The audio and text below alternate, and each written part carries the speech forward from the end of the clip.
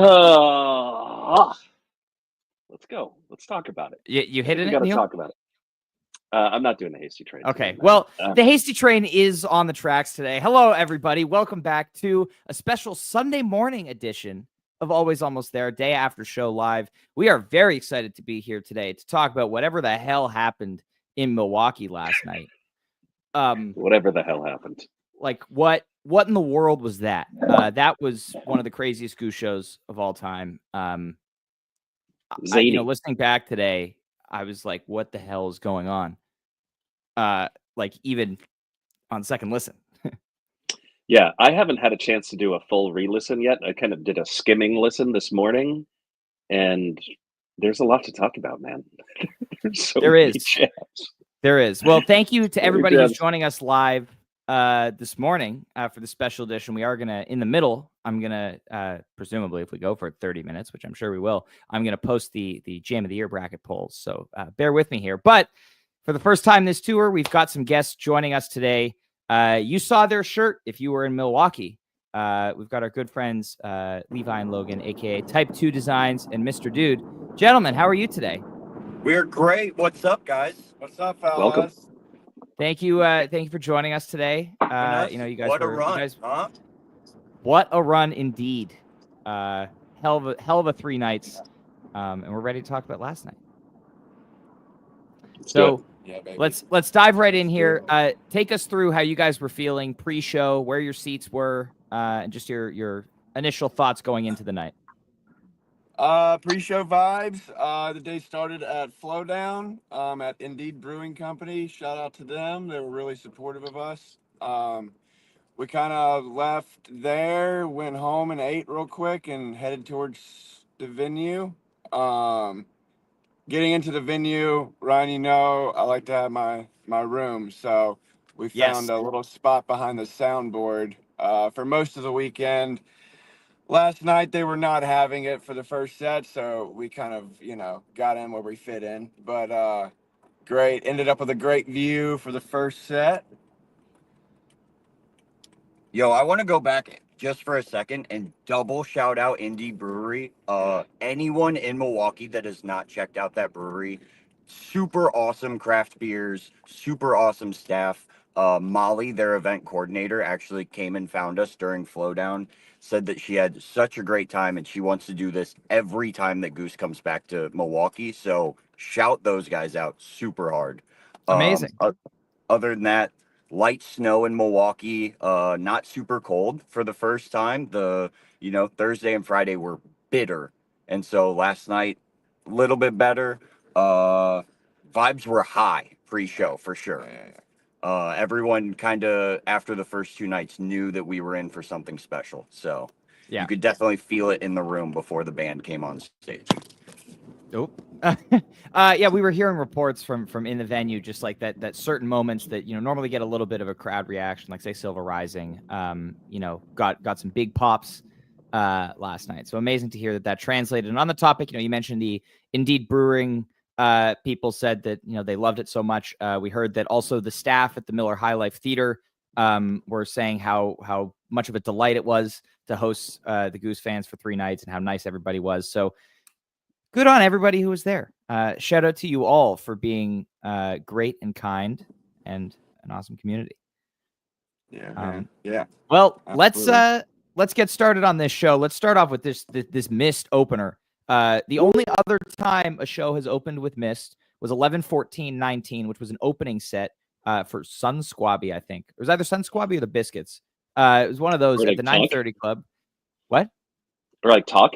Yeah, it was something like that. But 11/14/19, and it was a single set, like an opening set. So this is the first time that Into the Mist has opened a proper Goose show in the band's history. So setting the tone early. But Logan, let's start with you. What were your impressions of this Mist? Honestly, that was super refreshing. I don't have my notes pulled up, but everything about that Mist was very nostalgic for me. It's funny that you mentioned the last time that they opened a show with this was 2019, because the whole Mist gave me very strong 2019-2020 Mist vibes. Super into it. whole time, Trevor and Cotter, I know you guys talked about it pretty heavily yesterday, but I will be bringing it up a lot today. As you Trevor and should. Cotter are an absolute unit together. Mhm. The whole show just absolutely locked, especially during this mist.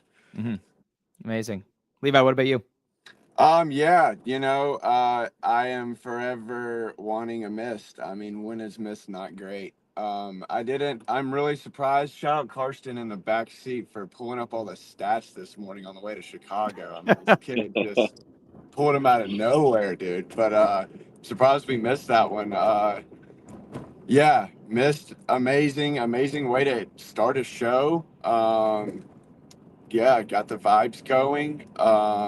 It was like right when they came on, we kind of had to like move around a little bit, so I was like not able to like really lock in until like mid first set. But like, yeah, that mist was amazing. Great way to start the show. For me, it was they came on stage and Peter put on the guitar. I was like, okay, maybe Elizabeth, something like that. Right. You'd expect to open a show like this, but no, missed. And it felt like this is the first song of the night of many where it felt like the band had discussed, like, we're going to jam this differently tonight.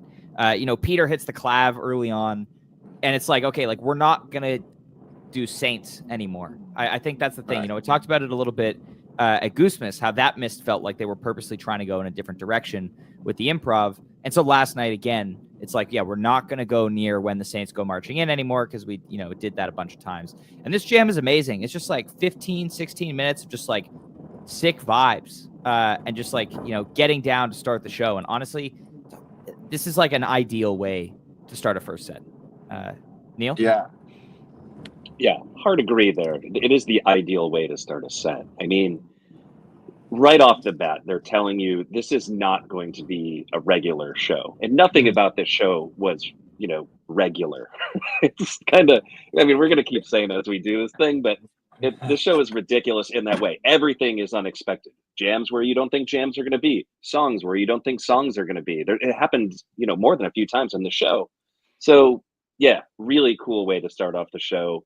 Also tells you right off the bat, band's thinking about doing something different, which is refreshing. Some of those first sets can get really monotonous, and they didn't do that. Yeah. They went out there very intentionally to play a complete show. We talk about that a lot, where Goose can kind of be a one-set band sometimes. Not in this show. And that Mist, and it doesn't happen without opening with something like Mist. Yeah. Agree. And hard agree. Shout out to Marty in the chat here. Thank you for reminding me that Peter walked out in the cheese head. We were going to bring that up. It's in my notes. We had it in the notes, dude. It's a very important detail. Cheese head. They've been assimilated into Wisconsin culture, it seems. Yeah. All right. Well, next up, it was funny. Shout out to BWill44 on Blue Sky. Last night, we were talking about the Mist, raving about it, and he was like, yeah, this just makes it easier for when they do 3 openers next. And they did 2. But we get Silver Rising, Turn Clouds, and No California, always a treat to see. But Levi, what were your thoughts on these 3 songs here? Well, I can relate it back to the previous 2 nights. It seems like the band has come on and opened really strong this run, and then the songs following were kind of, not like throwaway songs or anything, but just like a little bit more chill. Sure. Silver Rising is, it's great lyrically, not a whole lot to like add musically to it. But definitely like good first set. Let's get the ball rolling songs, let's get the blood moving for the third night. That was like kind of the pattern that I've seen over this run, and I'm curious to see what it's going to look like in Toronto and then Grand Rapids. Are they going to start each set like this, Absolutely. Bonus points for proper pronunciation of Toronto. Logan, what about you? What are your thoughts on Silver Rising, Turn Clouds, No California? Turned Clouds was huge.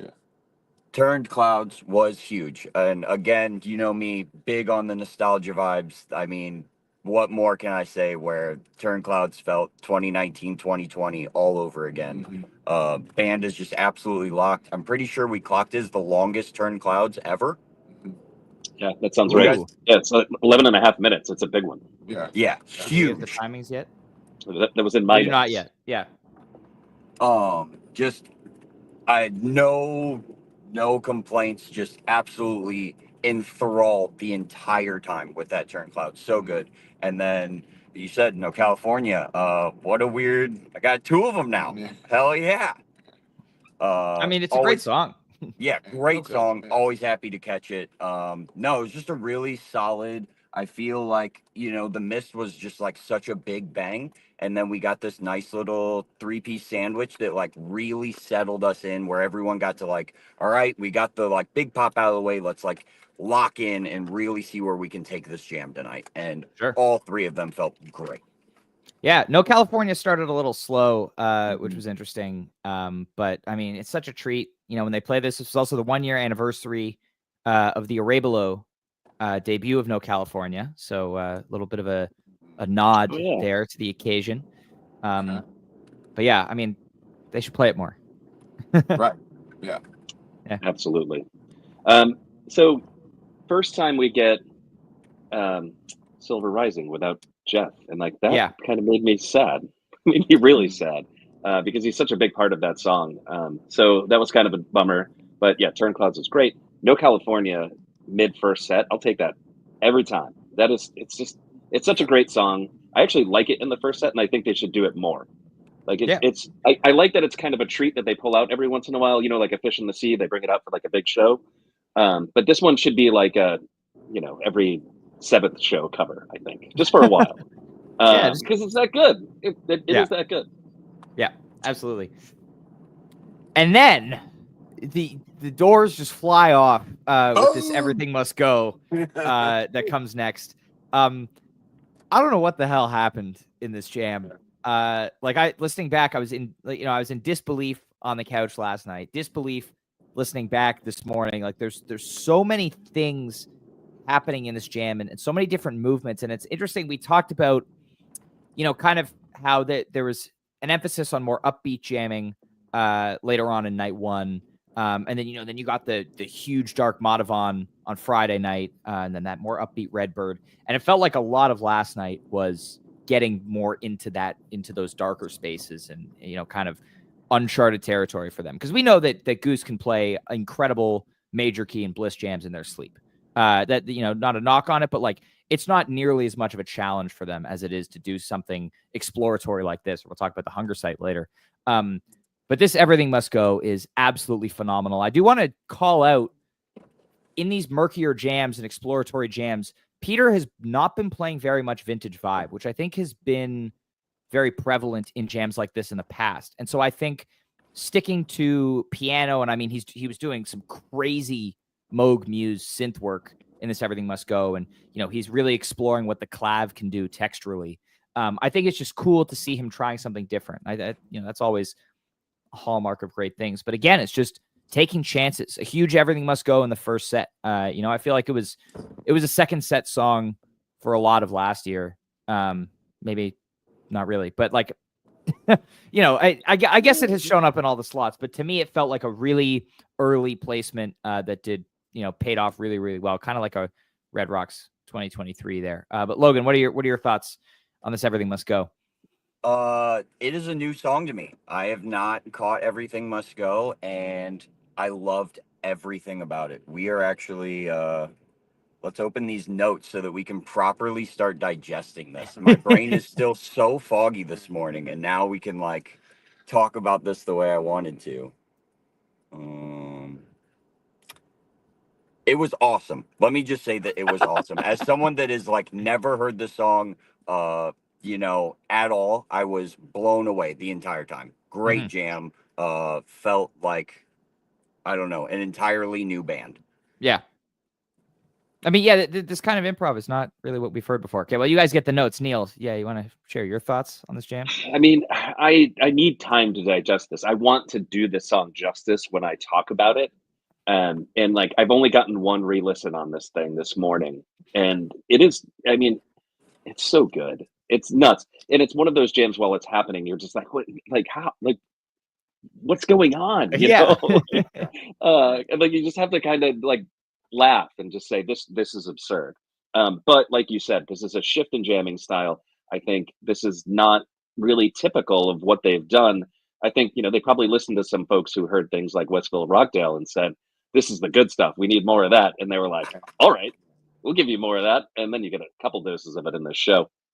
But really love what they're doing right now. Love this slotting too. I was saying that last night as it was happening. Was it's like everything must go here, perfect. Do that every time, and then we'll talk about what happens after, which is even more ridiculous. But yeah, everything about this is just kind of like head scratching in a way that is just like disbelief. Yeah, it's crazy. Yeah. So good. Yeah. Levi, what are your thoughts? A little first set surprise, right? I caught myself last night kind of like questioning first sets for this run. We've had like one or two really big songs each first set, and everything must go for me. It can end up being very like the jam can be very like repetitive versus like building to something greater, and like that just wasn't the case last night. It was just like a huge slow build up to just a really explosive jam. It was beautiful. I definitely like take everything must go for granted sometimes, like it's not like necessarily a skip over song. I just, like it's never like my like real go-to when I'm listening back to shows, and it definitely surprised me last night, and it was like everything I needed in that first set, yeah, it was great. Yeah, new territory. That's Yeah. all. And then Big Modern comes next. I was still. I said yesterday I was still like I was holding out a shred of hope that maybe they'd save it for Toronto, but realistically, I knew that was never going to happen. I mean, the song is just the best. And they just go straight for it. Like the momentum behind this jam is insane. The peak is insane. I was listening to it while I was driving this morning, and I was like, that like the Big Lebowski, like Jeff Bridges gif. Like that was me while I was driving around listening to the peak of this Big Modern. Like punching the roof of the car. Yeah. It's so good, and then they leave it unfinished for reasons unknown. Mhm. But man, this jam is so good. Logan, your thoughts? I love, like, right as soon as the jam starts, it settles in and it feels like Trevor just like full speed ahead really starts leading this jam. Super awesome. I love that bass. When Trevor plays that bass, it's just such a different vibe, the lighter wood bass, and you could really hear it in the beginning of where this jam starts. Just like super solid.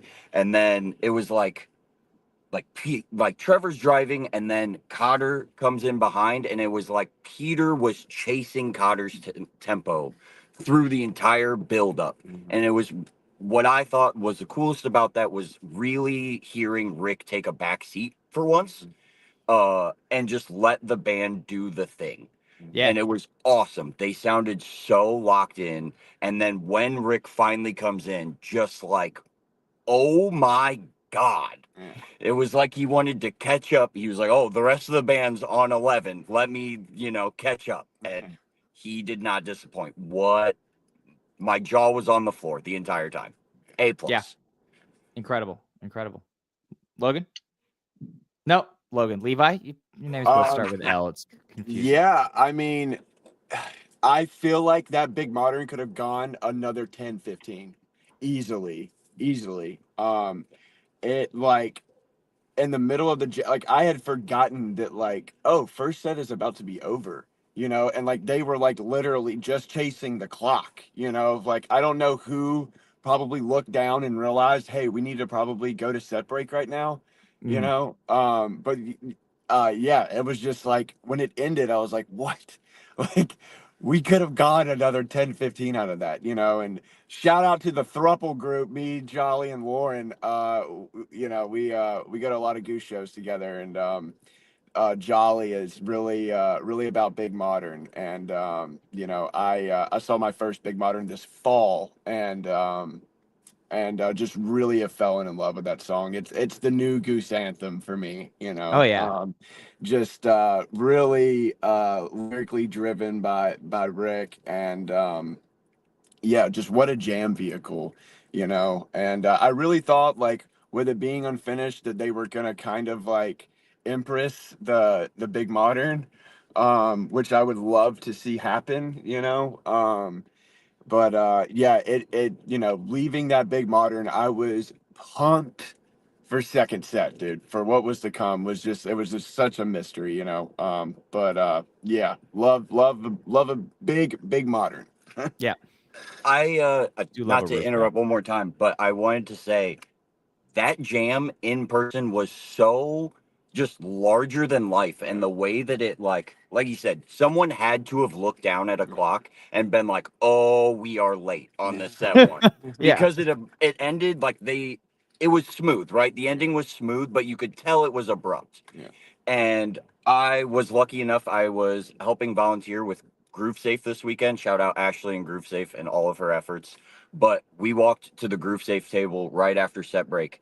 And as people filtered out, all you saw were just people with jaws on the ground and being like almost confused. Like their brain had just Yeah. been remixed. Everyone Yeah. walked out of the venue just going like, where are we? What happened? What's Who going is on? this band? Yeah. Yeah. So Yeah. good. Yeah. Amazing. Neil, you got any thoughts on this big modern? It is disorienting just how this Yes. goes. Yeah, so I have some thoughts on this big modern. I have some thoughts on the set in general. Let's measure this against a typical Goose set, right? We've already identified that this is very different than what Goose does at a show. And I was saying a little bit of this last night. So, first of all, they could have done a full stop at Everything Must Go and walked off the stage. They didn't do that. So that's really interesting. Second of all, you know, no California very easily could have been Mr. Action. That didn't happen. Yep. And then this big modern that closes the set. In most Goose sets, it's so ready. It should have been so ready last night. I was like, oh, if they're still on the stage, they're definitely playing so ready here. And they did. I thought they it could have been an SOS slot too. Well, so that was the other thing I was going to say. It could have been SOS. So everything's turned on its head here. But that is how the typical Goose show plays out. And this is obviously very different. And then, of course, you get a 20-minute jammer, 19-minute jammer to close out the set. I mean, that's crazy. I am not as upset about them not finishing it as you are. I think it's fine. I think probably they pick it back up in Toronto. I wouldn't be opposed. I have to say, Yeah. I would not be opposed. Bisco the big modern, dude. That's Bisco the big modern. Yeah. Yeah. I would be stoked if they did that. But yeah, I mean, we could go on and on about this jam. It's very, very good. Weirdly, it's one of the weaker jams they played in this show, and it's awesome. Yeah. What the High hell? floor, baby. High floor. What did The we get? ceiling's also really high, though. 7 20-minute songs. 7 songs over 19 minutes over last 19. night. Yeah, That's on insane. on Nugs. So there's some. Yeah. Right. Definitely But some yes, waving. But yeah, there, but- it's an insane amount of improv last night. But yeah, I mean, and you touched on that set break vibe already, so I'm ready to head directly into set 2 here, because it's just we talked about the mist, like they're doing something different. They're jamming in a different spot, and the first 2 songs of this set are like they open the set with Fish in the Sea, and I'm like sick, like get a little 11-12 minutes of Fish in the Sea, and then we'll jump into like the Thatch or the Hunger Side or something like that, like whatever the big jammer of the show is going to be. No, like we are getting a 20-minute Fish in the Sea out of the gate here. They're just going to take out into this like beautiful, it's like that kind of like Eastern or groove that they like to do. But I love it. Yeah, Neil, you know what? I just pause on that thought for a second, and not to interrupt, but that vibe that they get, it's like a little bit like Middle Eastern kind of vibe, but also like a little bit Latin. Like there's just one note that like Rick hangs on in there. And man, last night when I was hearing this, I was like, this sounds like the Landlady. Like it's crazy. There's a few spots where it gets kind of Latin-y like the Landlady. But what I do want to say about this jam is like this is usually Fish in the Sea is like, that's great. I will go back and listen to it because I love Fish in the Sea. This is like a real legitimate, amazing jam. And I don't think that's ever really happened in Fish in the Sea before. All the versions are great. Oh, but there we go. This is legitimately awesome. So you mentioned the vintage vibe, Ryan, earlier. Yeah. Peter does that. He weaves the vintage vibe in with the arpeggiator in this so well. It sounds amazing. He does it only briefly, and then he switches to the piano. but really, really killer stuff there where Rick is just kind of hanging back and just letting it all develop, which we've seen him do again and again and again, since the fall of 2024. Just does it completely here. Like he just hangs back, plays some chords, watches Peter do his thing, and then he comes in with the landlady shit after that. And it's just so good. Love everything about how this shook out. Yeah. Again, Levi, we might have this. This is per your stats, Ryan. So correct me if I'm wrong. This is also the longest fish in the sea to date. by far. Yeah. Crazy. We actually, I love that Neil, you said it kind of reminded you of the landlady. When we were going over it this morning, we were getting big, like almost like river trance string keys vibes there. Like that was definitely a very big thing we were all going over, was that like Middle Eastern vibe that comes in there. And like you said, Peter hitting that arpeggiator was so cool, so clean. It was so seamless. Can't say enough good things about this fish.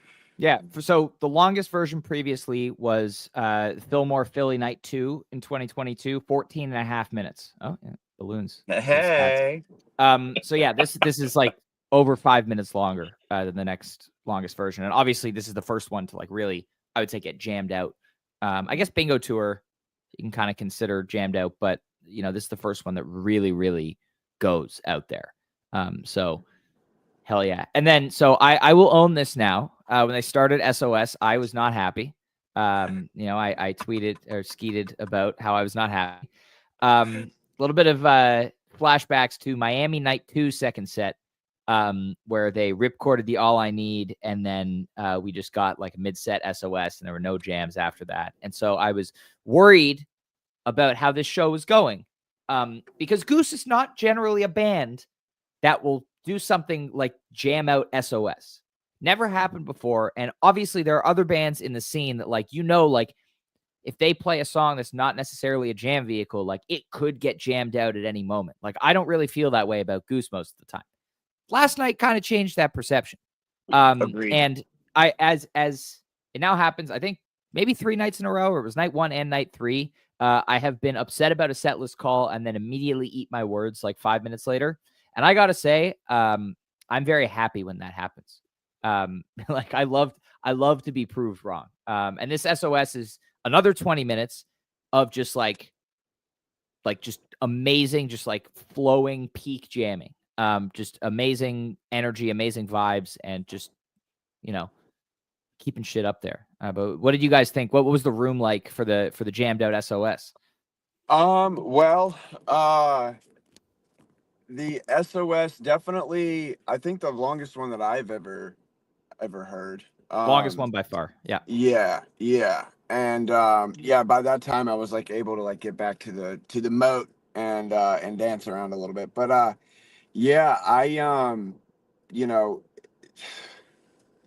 I get with SOS, it's like, okay, when they start playing, I know what I'm gonna get. I know what's gonna happen. It's whatever. But not the case for SOS last night. I think that I think with the quartet now, with the 4 of them, we're gonna see a lot of jamming in areas that we usually don't see jamming in. I don't know, like I don't there has to be a different creative juice flowing within them, and I think that that's really prevalent from what we've seen like the past 3 shows. In my opinion, they are going to come out of this tour with a lot more tools in their belt when it comes to jams, and with the absence of Jeff, there is an absence in the sound. So they are going to be doing things that are out of the norm, right? So I think that that SOS, they were just able to, like again, Cotter and Trevor's relationship on stage right now is like driving this band, and I feel like Peter and Rick are really able to build off of that. And yeah. Strong SOS. Thank God, strong SOS. I would add to that for sure. I think that like you said, it is regardless of your feelings or opinions, like it is in no brainer, there is stuff missing without Jeff here. And I think that it brings a totally different vibe to, I want to say, like, the direction they try and take jamming right now, where, you know, if when you have Jeff there, there's a lot more room to like explore the atmospheric places and try and like bring in those extra sounds. Whereas like without him now, Cotter really just has to like drive these jams. And I think because of that, that is where we are seeing these jams in places that, you know, Goose doesn't normally jam these things. And I'm really interested to see if that continues to carry over. Yeah. I just got to say on the Jeff note, not having the gong on the entry to the last section of SOS, it kind of like, you know, Peter hit that note and like Cotter hit the cymbals, and I was like, oh, that's it's thin. Yeah. It's definitely it hurts a little bit. It's different. Yeah. Yeah. I mean, you know, it's funny that the gong is just a meme at this point, right? And Jeff makes sure that it's a meme. But it really is an important piece of percussion in Goose's music. It's everywhere. It's what quote unquote sold me on Goose. You know, it's like really separates them from everyone else. It's such a simple thing, but like in transitions in jams, that gong is so no pun intended, instrumental, you know. There we go. Incredible. I will also sorry, Neil. I will also say that like they're on this Jeff note, that was a big topic you could hear in the room, is people being like, I miss Jeff's chimes. They were like, there's a couple of people behind us and they were bringing up, they're like, we miss Jeff's chimes so much, we like looked at each other and like made a little, like people were actively talking about how all these little intricacies really do make a difference. It's just interesting to hear those little things and how much like you would think a triangle or a chime or something wouldn't make a difference, and it is the thing that does, like you said, like sell people on Goose a lot of the time. There you go. Neil, really your cool. thoughts on this SOS? Not much to add here other than SOS certified banger, and then you get a jam, like a real awesome high energy jam. Like the feeling you get in SOS when it kind of gets towards the end and you're just like, everything is great in the world, and they just like extend that and tease that out. Killer. But I do want to pause for a second and say it is now noon, so the Jam of the Year bracket polls were just posted by Ryan, and you can see him working feverishly over there. Please go vote in the polls. And they are playing the jams over at WTED Radio right now. So we're going to wrap up quick. You can go probably catch at least 2 or 3 of the jams after we're done. Maybe so we'll please be done go in time listen. for the end of the Westville Rockdale, which is happening right now. Anyway, moving on. Neil, I want to throw the driptych to you first, because I know you have a lot of thoughts on the meat of this driptych. But I just want to call it, this is the 4th time that we have gotten a full driptych in a show in sequence. There are some shows where all 3 have been played, but not all together in the same set. The other 3 being 2:26:22, the debut, 8:21:22 at the Greek, and 4:10:24 at the Cap, and then last night. And this one is absolutely fucking unhinged. So Neil, why don't you take it away and talk about this Hunger Side jam? Yeah, so I will say it's absolutely fucking unhinged. It's like, what else do you say about this? I don't know. Well, actually, before I get into that, like Born as a cooldown after that SOS, amazing. I love the way that this whole set flows. I do love these 3 songs together because I feel like they have an arc to them that's pretty awesome. You know, Born is nice and chill. Hunger Sight, I mean, can do all kinds of things. Did something very different last night, and then you just get some resolve with the drip field at the end, and yeah, really amazing way to do it, like exactly where they put it. But again, we get more of this angular, dissonant madness. It's just insanity, and it's so good. And then, of course, I'm talking about the Hunger Site here. I don't know what else to say. I want to go back and listen to this like 1,000 times. This is the stuff that I love. I absolutely love it, and I'm kind of like an old Fish fan, so I was weaned on the 1994 Fish, and if we're gonna do this, and I did this on Blue Sky last night, if we're gonna compare them to Fish, which I do more than I should, I guess, but if we must align their playing with some of Fish's career arc, like we are right at 1994 right now. We're doing shit that we've never done before. not caring. There are people who don't like this jamming style, and they don't give a shit. They're going to play it anyway. Yeah. And that is amazing. And Fish was the same way in '94. I love it. I love every aspect of what they're doing right now. And this Hunger site encapsulates that perfectly. Yes. And I just want to add on top of that, you expect a lot of times from Goose, outside of obviously something like the Westville Rockdale, but when they're playing a jam like this, you're kind of, if you listen to a lot of Goose, you're kind of waiting for when are they going to hit that big peak? When are they going to go back into the major key and kind of, get the resolution to all this tension? And you don't get that in this Hunger site. There's no resolution to that minor key. Like they get, like louder and they hit a peak, but it's still in that minor zone. Yeah. And there are like 3 or 4 different sections of crazy madness before that they move through. And it's crazy. Yeah, I listened back once this morning, just like you, Neil. I want to listen to it 1,000 times. But yeah, I'm gonna. Gentlemen, what was this like in the room? Electric. Absolutely electric. Let's start with backtrack just a little bit and say that Bourne was very emotional. I will say that I saw a lot of people moved through that Bourne. Tears. It was a very like the whole room you could feel was very connected when that Bourne came in. And so then to travel in and hit these crazy peaks, it felt like, I don't know, I haven't felt that energy. I want to bring it back to like that Madhuvan from night 2. Like the crowd didn't know what to do. Everyone's brains were just scrambled. I keep going back to that. Just like we were seeing a brand new band for the first time. It was amazing. I think security guards were dancing. I think the security was dancing. Like I did so much fun. We had a blast. Yeah. Amazing. Yeah. Ain't no parking on the dance floor, guys. You were Levi, were you were like, you must have been like throwing hands during this Hunger site. Yeah, dude, I almost re-broke my knee. Let's put it that way. Guys, I gotta tell you, I love this like shorter Born. I like it. It did what Born does. Born. It's a great song, and typically like when Born jams, like this one didn't last night. It was not the other 20-minute songs that we saw. I liked it. I liked where it was in the set. It was a good like.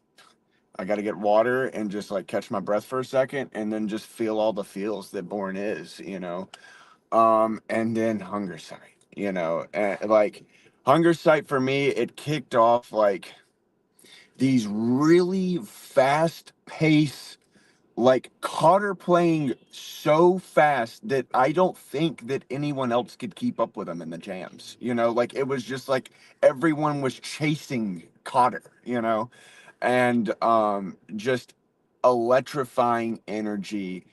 Similar, like the second night, second set, last night's second set was like the vibes, the energy that I got around me were very similar to like night 2 Goose Miss, and I don't take that lightly. That was like the highest energy show that I've ever a Goose show that I've ever been to, and yeah, it just that Hunger site was everything, and then I don't really know what you cool kids mean by drip fecta. Oh, But so yeah, for the explanation, yeah. the Born Hunger Site Drip Field is how the album Drip Field starts off. Oh, And yes. they were kind Okay. of, they were played together at Mohegan Goose Miss for the first time. So it's kind of always Yeah. been the Driptych is those 3 songs. Oh, okay. Well, yeah, cool. I am for that, and I Dripfield. Are we in Dripfield right now? Yeah, go ahead. Yeah, let's talk about it. Yeah, we haven't talked about it Yeah. yet, but like, we should. Yeah. There's so much to digest in the second set. Pumping Dripfield, Yeah. dude. Oh, yes. Goose Miss Night 2 Dripfield will always be the GOAT for me, but like this one is very close to it. It was very synthy, danceable, got that Big Rick energy, and just what a way to like go into the end of second set. Just a true banger. After during this drip field, I was like worried for you, Ryan, because what are you gonna get in Toronto now? Oh, trust me, there's plenty on the table here. There's a lot on the table, but like if I look at my list of like songs that I want to hear in 3 nights of Goose, like it's Sure. everything, and yeah, just what a way to cap off that 3 night run, man. For me, Drip Filled is up there with Madhavan as far as like emotionally invested in that song, and yeah. And again, this is a song that they took the jam in a different direction than normal. This is not your standard Dripfield peak. Like it's like 15 minutes. Amazing way to close out the set, but it just goes in a different direction. And you've got that amazing 2-guitar Goose that we saw so much of this weekend. Just Peter just slamming chords. What is that? Why? It's like awesome. It's so cool. I love it. Yeah. Please, Rick. It's amazing. It's amazing. Yeah. I do want to make a quick comment about this, where again, this is like maybe the third or fourth time of the night where it felt like time did not exist to the band. I brought it up at the end of set one where it was like it was a very almost very smooth landing, but you could tell it was like someone looked at a clock and was like, oh man, we've gone too far. And time has turned elastic. The band for sure, like it felt everyone was just so locked in. And when they were finding these jams, it was like in their heads, they were going to play until 2 a.m. Right. There was I would have stayed up for that. Yeah, there was no signs of anyone stopping. I truly think that someone had to like make a call and say, all right, guys, like chill out. It's almost midnight. Hey, shout out to the Miller High Life Theater and a soft curfew. Because we need Goose to play more venues like this where they don't have to give a shit about the time. I know Toronto does have a hard curfew, unfortunately. But I believe that Grand Rapids is also a soft curfew venue. Nice. So I would like to give one more shout out to Pete Spadaro for coming to the soundboard last night and making espresso shots for Getty mid set too. Yeah, I love it. Yeah, big shout out to that Peter contraption is incredible. We got a firsthand look at it at Northlands. Yeah, and like the funny thing is, like everybody loves the espresso, so like people are like cycling in and out, and like espressos being made throughout the day. It's an impressive setup. It really is. Never seen anything like it before, for sure. Yeah, it's awesome. Real quick, just kind of talking about this show overall and energy. I'm reminded of Terminal 5 when I listen to this show. You guys talk about like it feels like the night could go on forever, and like that's what it felt like at Terminal 5 when they did the surprise third set. So kind of a very similar energy there. And I love it when they're kind of just playing without a net and they're just like, we're just going to go and just do whatever happens. I mean, they knew what they were going to play in the set, but this is what you end up with. Yeah, it was amazing. And then Give It Time Encore. We knew it was coming. Doesn't make it hit any lesser. That didn't really make sense, but you know what I mean? It's amazing in the slot. Felt as though from the couch, even it looked as though everybody in the room was singing. And the song is the best. And yeah, the good point by Marty here. They were planning on playing Thatch after that. What? How? Yeah. I mean, I think they should have, just like for the fuck it, we ball. Yeah. Right. Exactly. But I'm not complaining because now we're probably getting it in Toronto. But yeah, this Give It Time Encore is perfect. Great way to close out the weekend. They started it and I was like, Give It Time Big Modern. Right. Yeah, right. But no, it was a perfect way to close out. What guys, final quick thoughts on Give It Time? Huge. Obviously new song, destined to be a radio hit for sure. No question about it. The Phil Collins vibes that come out of this song are off the charts. Loved it.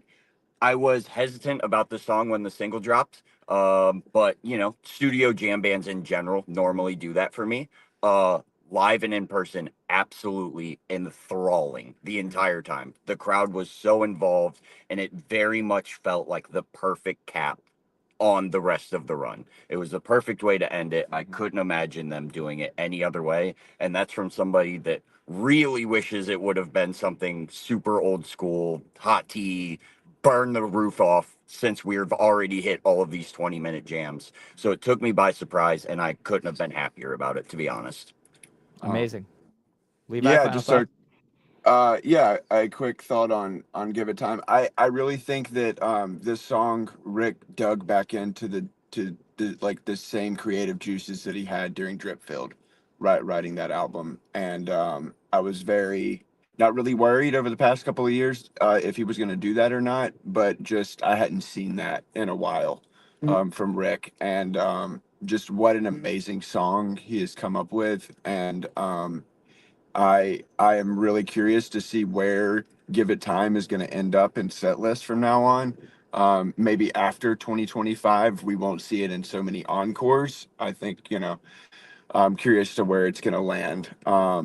The general, just to recap on the weekend as a whole or last night as a whole, I really think that like we're going to see this band stretching in places that they haven't stretched, since 2019. And it's,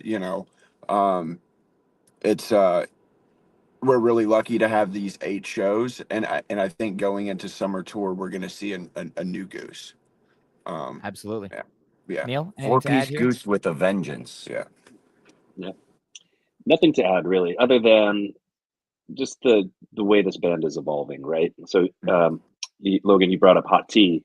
Hot Tea that's a Saturday night banger that they close out with, right? Right. And it's just nowhere to be found. So now we have very different songs. We can do The a lot Toronto of different things. tea.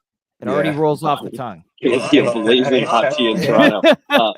Also, get ready for that Seekers in Toronto, Ryan. They're gonna throw that one up just but for we're you. also getting Thatch, so it's okay. It's gonna. The shows are gonna be great. I love the way the band is playing Yeah. right now, and just love this as an encore. The interesting thing about Give It Time is that it really hasn't been played on a regular schedule yet. Now it's a single, so they're gonna have to play the hell out of this. This is gonna get the every third show treatment, probably through the rest of the year, and I am 100% okay with that. Like, bring it. I want to be so sick of this song by the end of the year. Do it. Do it to me. I don't care. Yeah. It's going to be great. Yeah. Jam it out. Yeah. Ooh. That's an idea. I mean, listen, everything's on the table now. They jammed out SOS last night. So it's all on the table as far as I'm concerned. Yeah. Anything can happen. But guys, tomorrow I get to see Goose in my hometown. Yeah.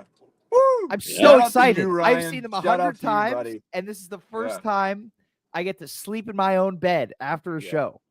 It's beautiful. Shout out to the hardest working Goose fan / archivist Ryan Storm getting his hometown show. Hell yeah. Actually, the work, kid. Thank you, Emily. You guys talked about no repeats. We have not, but I don't think that's going to be a thing. I've said to a couple of people, but I think we will start seeing repeats either tomorrow or Tuesday. From like songs played on Thursday, I will say for sure back on the table by Tuesday. Could get 1 or 2 tomorrow. But Grand Rapids, everything played in Milwaukee is back on the table for that run. I don't think they would do another 3-night run without playing any of these songs. Especially, I mean, if you're only going to pick one, like there is a 100% chance that Give It Time pops up again in Grand Rapids. It can't not. Again, the radio thing. But yeah, that's my thought there. It's Goose in Toronto, guys, tomorrow. It's very exciting. I'm about to go head down to the pre-Super Bowl gig I'm playing this afternoon at Henderson Brewing. If anybody's in Toronto today, we start playing just after 3 o'clock, and then the Super Bowl will be played at the brewery after. So Henderson Brewing. And tomorrow night, after the show, if you like afters, come to the Linsmore Tavern. I'm playing with a nice local band called Animal, unrelated to the Goose song. And it's going to be a lot of fun. And Goose is playing in Toronto. And, you guys know that Goose is playing in Toronto tomorrow? I do. I did Very hear exciting. that. Yeah. And Crazy. then we'll see you in Grand Rapids. We're so pumped Exactly. for you. Can't wait. Logan and Levi, thank you guys so much for joining us today. Been a pleasure talking Goose with you guys. Thank you for the amazing shirt designs. Can't wait to see what you guys have cooked up for the rest of the tour here. So everybody stay tuned for that. And everybody, thank you for joining us for this special Sunday morning edition of Always Almost There Day After Show Live. We will be back on Tuesday afternoon to recap Toronto Night 1. If I survive the excitement of seeing Goose here, it's going to be great. So thanks everybody for watching. See you next time. Enjoy the rest.